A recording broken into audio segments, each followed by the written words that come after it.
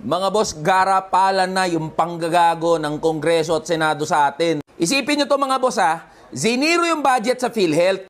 Sabi kasi ni Senadora Grace Poe ng Senate Committee on Finance, kailangan daw kasi pondohan yung ibang proyekto at programa ng gobyerno. Wala naman sanang problema yan eh. Ganyan naman talaga ang realidad ng pagbabudget. Pero putang ina nyo naman mga senador at mga congressman, lalong-lalo ka na Martin Romualdez. Ziniro nyo yung budget ng PhilHealth para pondohan kuno yung ibang mga proyekto at programa. Tapos mababalitaan namin, nilagay nyo, binalik nyo yung 26 billion pesos na pondo ng AKAP. E alam naman namin lahat na gagamitin nyo yung ayuda para sa Kapos ang Kita program para sa 2025 elections. Sige nga, sino ang may access at sino ang may say sa pamimigay ng AKAP program?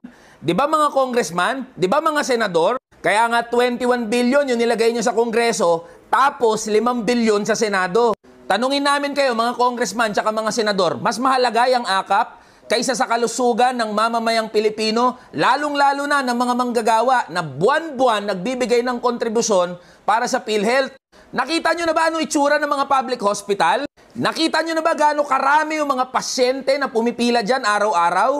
Alam nyo ba kung gaano kalimitado yung mga serbisyo na na-access ng mga pasyente dyan sa PhilHealth? Baka nga di nyo alam yan eh.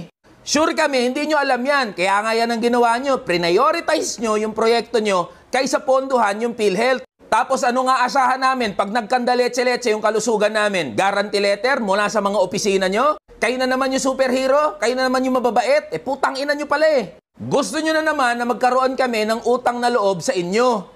Mga boss, ito yung issue na dapat nangingialam at nagsasalita na tayong lahat.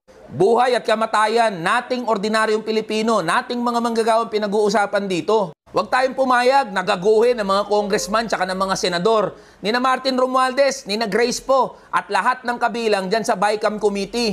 Singilin natin yung mga yan, kalampagin natin yung mga yan, lalong-lalo na karamihan sa mga senador at congressman na yan, nagpapabango kasi